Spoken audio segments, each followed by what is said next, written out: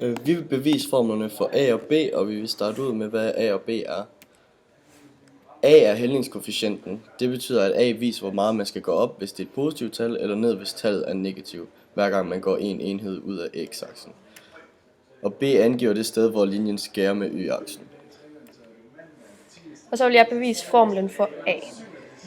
Man starter med at sætte de to udtryk for B lige med hinanden, som er y1 minus ax1 er lige med y2 minus ax2.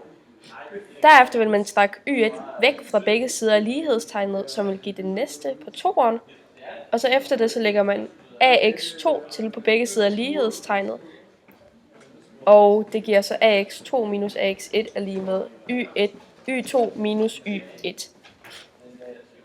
Derefter sætter man a uden for en parentes, og så til slut dividerer man x2 minus x1 på begge sider af lighedstegnet, sådan så at det bliver en brøk a er lige med y2 minus y1 ophævet over x2 minus x1.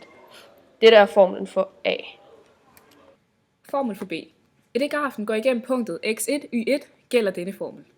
y1 lige med x1 plus b, det gælder selvfølgelig også med den samme y2, ax plus b. For at isolere b vil jeg trække ax i første fra på begge sider af lighedstegnet, og det vil se sådan her ud. y1 lige med x1 lige med b. Derefter vil jeg isolere b i ligningen og trække ax2 væk fra begge sider. y2 lige med ax2 lige med b. Så den endelige formel for b er b lige med y1 minus ax1.